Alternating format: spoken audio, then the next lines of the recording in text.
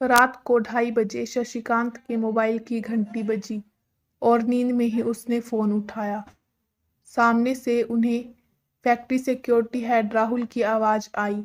वह काफी डरा हुआ था और सिर्फ 3 ही लफ्ज बोल पाया, फैक्ट्री, भूत, आत्मा। उसके बाद एक दर्द भरी चीख के साथ कॉल कट गया। शशिकांत की नींद पल भर में ही उड़ गई। उसे समझ में नहीं आ रहा था कि अब क्या करूं। बचपन में उसकी माँ उसे जन्म देते वक्त गुजर गई थी। उसके बाद उसके पिताजी ने उसे पढ़ाई के लिए विदेश भेज दिया था और अब पिताजी की मौत के बाद बस एक दिन पहले ही उसने विरासत में मिली फैक्ट्री की जिम्मेदारी संभाली थी। उस फोन के बाद उसने तुरंत ही फैक्ट्री मैनेजर विश्वास को फोन लगा के फैक्ट्री पर बुलाया और खुद भी फैक्ट्री की ओर निकल पड़ा। वो दोनों जब फैक्ट्री में पहुंचे तब उन्हें मेन गेट का गार्ड कहीं नहीं दिखा, पर शशिकांत की आंखें बस राहुल को ही ढूंढ रही थी, जिसकी दर्दनाक चीख उसके दिमाग में अभी भी गूंज रही थी। शशिकांत ने विश्वास को कहा कि तुम पुलिस को कॉल करो और फैक्ट्री के आगे वाले हिस्से को देखो, तब तक मैं गोदाम को चेक करता हूँ। जब शशिकांत गोदाम में पहुंचा तब उसने देखा कि वहां पर राहुल जमीन पर शांत पड़ा हुआ था, लेकिन उसकी सांसें अभी भी चल रही थी, पर शरीर में कोई हलचल नहीं थी, मानो उसने कोई भयानक चीज देख ली हो। उसी वक्त शशिकांत ने एक और दर्द भरी चीख सुनी, जिससे उसका कलेजा कांप उठा।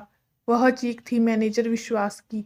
शशिकांत ने दौड़ लगाई और फैक्ट्री में जाके देखा, तब डरा हुआ विश्वास बाथरूम के एक कोने में बैठ के रो रहा था और बार बार एक ही लाइन बोल रहा था, वह वापस आ गई, वह वापस आ गई। अब वह किसी को नहीं छोड़ेगी, सब मरेंगे, सब मरेंगे। वह मानसिक संतुलन खो बैठा था। तब तक एम्बुलेंस और पुलिस आ चुकी थी।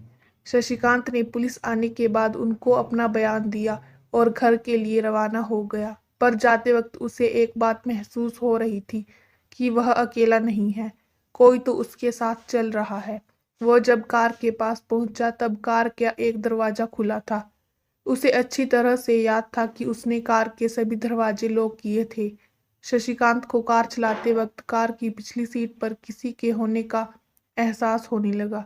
उसी वक्त उसे पुलिस निरीक्षण की कॉल आया कि विश्वास की एम्बुलेंस में ही रहस्यमयी तरीके से दम घुटने से मौत हो गई और राहुल ने भी होश में आने के बाद एम्बुलेंस में ही एक कांच के टुकड़े से खुद का गला काट लिया। इस तरह की एक से एक बाद मौत की खबरों से उसका सिर दर्द से फटा जा रहा था। शशिकांत घर पहुंचा। इतना सब देख के उसे नींद तो नहीं आने वाली थी, इसलिए वह लाइब्रेरी में बैठ के किताबें पढ़ने लगा। उसे अचानक आसपास कुछ हलचल सी महसूस हुई। तभी उसे खिड़की से अंदर आने वाली चांद की खूबसूरत रोशनी, एक जानी पहचानी लड़की की परछाई नजर आई। शशिकांत को पता नहीं क्यों पर उस परछाई से डर नहीं लग रहा था। वह लड़की बोली, कैसे हो शशि? शशिकांत हकलाते हुए बोला, कौन हो तुम और मेरा पीछा क्यों कर रही हो? मैंने तुम्हारा क्या बिगाड़ा है?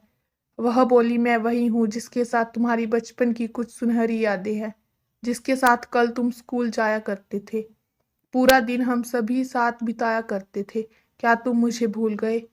फिर शशिकांत की जुबान पर उसका नाम आया, स्वाति। तुम और तुम्हारी ये हालत किसने की? फिर स्वाति ने अपनी कहानी बताई। वह बोली, मेरे पिताजी तुम्हारे पिताजी की फैक्ट्री में काम करते थे। एक दिन वह देर रात को पूरा हिसाब किताब निपटाकर घर के लिए निकल रहे थे, पर जाने से पहले आखिरी बार फैक्ट्री का एक चक्कर लगाने के लिए गोडाउन पहुंचे। उन्हें वहां कुछ नए बॉक्स दिखे जिन पर कंपनी लेवल नहीं था। उन्होंने वह खोल के देखे तो उसमें अफीम और नशीले पदार्थ थे।